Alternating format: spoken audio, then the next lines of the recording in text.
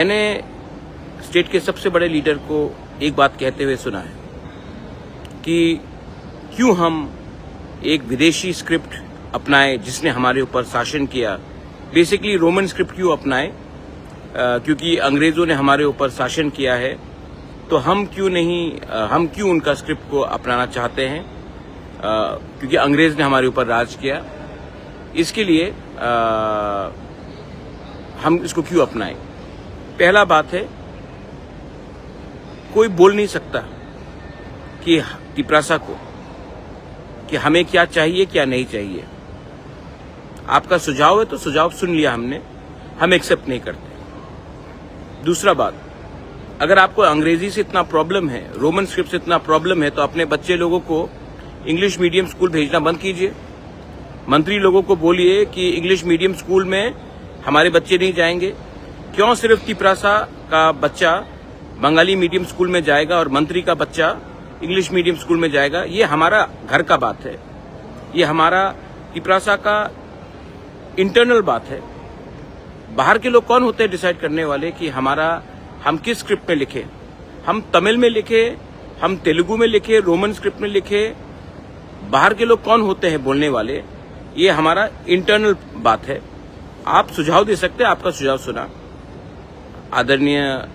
आप आदरणीय इंसान हैं, मैं आपका सम्मान करता हूं। आपने सुझाव दिया, लेकिन बच्चे के भविष्य के संग खिलवाड़ मत कीजिए। जब तक एक इंडिजिनियस स्क्रिप्ट बनेगा तब तक हम कौन से भाषा में परीक्षा लिखेंगे? क्या हम अपना परीक्षा बांग्ला में लिखे जब तक हमारा खुद का स्क्रिप्ट बनता नहीं है? 10 साल लगेगा तो 10 साल तक हमारे बच्चे लोग बंगाली में क्वेश्चन पेपर मिलेगा, हम लोग फेल होते रहेंगे। बीजेपी स्टेट है असम, कार्बी लोग हैं वहां में, रोमन स्क्रिप्ट को एक्सेप्ट किया गया है।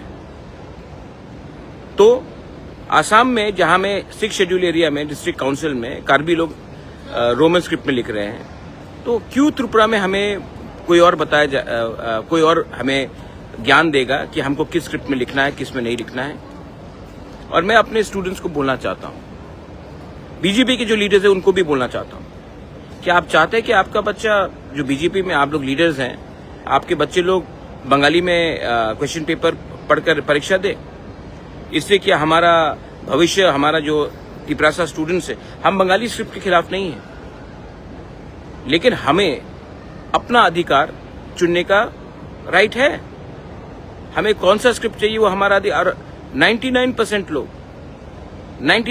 लोग रिजेक्ट करते हैं बांग्ला स्क्रिप्ट को। और जब हमने क्लियरली कह दिया कि हमें रोमन स्क्रिप्ट चाहिए, तो ये हमारा घर का बात है। क्यों कोई और हमें बताए कि आप अपना स्क्रिप्ट डेवलप कीजिए? जब तक डेवलप नहीं होगा अपना स्क्रिप्ट, तब तक बंगाली में लिखते रहे।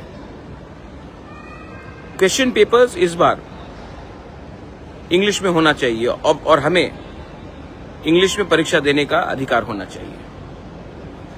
देखो, जब पाकिस्तान ने उर्दू बांग्लादेश, ईस्ट पाकिस्तान के ऊपर जबरदस्ती लगाया, तो वहां के स्थानीय बंगालीज लोग ने आंदोलन किया कि हम उर्दू को एक्सेप्ट नहीं करते, हम मुसलमान हो सकते हैं, हम उर्दू को एक्सेप्ट नहीं करते हैं, हमारा मातृभाषा बंगाली है, हम बंगाली में लिखेंगे, बोलेंगे। पाकिस्तान ने ये बात नहीं माना तो ईस्ट पाकिस्तान टूट गया पाकिस्तान से और एक नया देश बना। आप लोग ने वो आंदोलन में हिस्सा लिया और आज आप हमारे ही लोगों को बोल रहे हैं कि आप अपने चॉइस ऑफ स्क्रिप्ट में बात नहीं करेंगे। तो क्या फर्क रहा वेस्ट पाकिस्तान और बांग्लादेश में? क्या फर्क रहा हमारे भविष्य में, हमारे बच्चे लोगों का भविष्य और आपके पॉलिटिक्स में? और जो लोग बीजेपी में हैं, आपके बच्चे लोग भी तो एग्जाम्स देंगे। क्या आप अपने बच्चे को बोलेंगे क्योंकि हमारे लिए पार्टी ज्यादा इंपॉर्टेंट है तो आप लोग फेल हो जाओ? हम बंगाली स्क्रिप्ट के खिलाफ नहीं है, लेकिन तिपरासा को अधिकार होना चाहिए कि वो किस स्क्रिप्ट में लिखे। वो राइट मेरा है, वो राइट हमारा है, वो राइट आपका नहीं है। हम नहीं बोल रहे ना कि आप कौन से लैंग्वेज में अपना परीक्षा दीजिए, तो आप भी मुझे मत बोलिए, हमारे बच्चे लोगों को मत बोलिए, हमारे पेरेंट्स को मत बोलिए कि किस लैंग्वेज में हमें परीक्षा देना है, क्वेश्चन पेपर किस लैंग्वेज में होना चाहिए। जब मांगेंगे हम आपका एडवाइस तो हम आपसे पूछ लेंगे, लेकिन ये बात बहुत जरूरी है और आपको समझना चाहिए और अभी से सतर्क रहना चाहिए। कोई लोग बोल रहे थे कि हम 28 के 28 सीट जीतेंगे। हाँ, जीत सकते हैं 28 के 28 सीट, करके दिखाइए। और बोल रहे कि हम पैसा खर्चा करके किसी को खरीदना नहीं चाहते हैं। मेरे पास रिकॉर्डिंग्स है, मेरे पास प्रमाण है कि कौन कौन ने ऑफर किया है कितना रुपया इलेक्टेड एमडीसीज को, एमएलएस को, ईएम्स को तिपरा मोथा छोड़कर उनके पार्टी में जाने के लिए। और जिनको जाना है वो जाएंगे, कोई फर्क नहीं पड़ता हमें। जेल का धमकी दिखाकर क्या तुम्हारे खिलाफ केस हम डाल देंगे या तुम्हें नॉन बेलेबल वारंट करके तुम हमारे पार्टी में ज्वाइन करो तो तुम्हारा खिलाफ केस हट जाएगा। आप कितने लोगों को खरीदोगे? कितने लोगों को जेल का जाने का धमकी दोगे?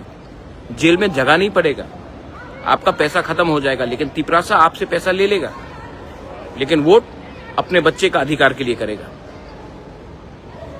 नया साल आ रहा है, आप भी अपना सोच बदलिए, आप लोग सब अपना सोच बदलिए।